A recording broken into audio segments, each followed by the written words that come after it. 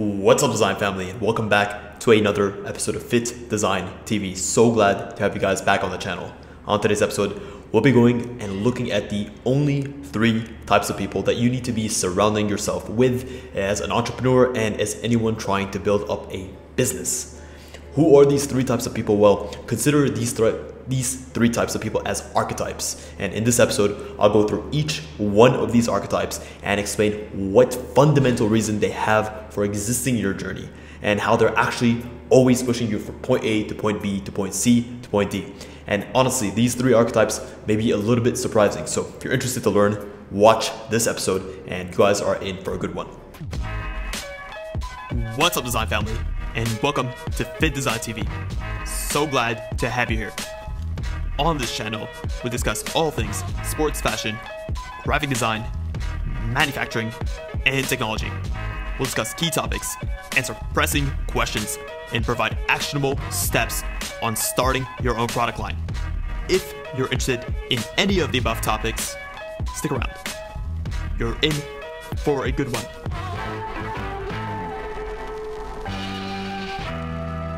Number 1, and the first archetype is the person that you can teach. This can be anyone. As a business owner, definitely the first people that come into mind are your employees. And for me personally, pulling in from my experience, what has developed me as a phenomenal leader, communicator, as someone who can be as level-headed as possible, has been the process of actually going through the trials and tribulations and building up a team of people that I'm fundamentally doing my best to teach day in, day out. One thing that I've noticed about myself, especially over the last 5 years of building a team and learning to go from the singular to a team, has been my increased level of communication. Every single thing that I do on a day-to-day basis is a judgment of how well I can communicate. Whether it's delegating tasks, giving feedback, providing encouragement, resolving disputes, communication is at every single cornerstone of my interaction with my team. At the same time, when I impart my knowledge, right, the things that I'm building up in my own skill set, whether a technical skill set, a creative skill set, I actually begin to hone in that skill set by teaching it to others, by imparting that knowledge to others. And what more of a beautiful thing than to actually share the things that I'm passionate about day in, day out with people that are actually looking to learn and are willing to learn. At the same time, people that you can teach don't only have to be employees. They can be people that you end up mentoring. I've noticed as I've gotten older and as I've gained experience, I've been able to connect with a younger generation on a more fundamental level. I find myself looking at people that were in my position 5 years ago, 10 years ago, and being able to guide them in ways that honestly I couldn't have done before. By doing this, it just also gives me a lot of clarity about what are the positive things that I've been doing in my life to get me from point A to point Z. It's almost like a reflection on the best things that I've done and the things that I want to avoid. And by teaching that to others, I'm consistently reinforcing in my head what are the things that worked and what are the things that didn't. The second archetype of person that you should definitely keep around and surround yourself with when it comes to your business growth is someone fundamentally on your level. For me, this is definitely, when I think about it, someone like my partner, my business partner, the person I founded my company with. Whenever I have an issue, whenever I just want to discuss something on a very casual and fundamental level, I'm able to bring up these ideas with him. I'm able to bounce off topics. I'm able to look at what we're doing wrong, how we can improve. And it's just a very, very fresh change of pace in terms of my communication style. I can almost look at this person as someone who is directly in the weeds with me and someone that is also equally as motivated to figure out the solutions to the problems that we're having and to keep moving forward. At the same time, it doesn't only have to be a business partner of yours. It can be a friend of yours that is at the same level. One of the things that I love to do most, especially when I get together with friends, especially those friends of mine that are doing well in life, those that are progressing, those that are pushing, that are chasing their goals, is I just love to discuss with them what are the things that they're doing in their day-to-day, in their business life, in their personal life to actually move the needle forward. It's a little bit more of a casual conversation, but there's an absolute beauty towards the different backgrounds that we both come from and how we can share similar experiences but in completely different contexts. And the last person that is on your level that I'm able to communicate with is the variety and the wealth of entrepreneurs, of fashion entrepreneurs that I work with on a day-to-day basis. Some of the best friends that I've made in the industry have been people that I've met through my business. And I love being able to interact with these various business owners who are equally doing as well and see how they're facing issues in their life, how they're overcoming these issues. And just being able to relate on that same level and that same mindset is such a refreshing change of pace in a business environment that sometimes you almost feel a sense of solitude in. And the last archetype of person that you definitely want to surround yourself with when it comes to cultivating and growing your business journey is quite obvious. It's someone you can learn from.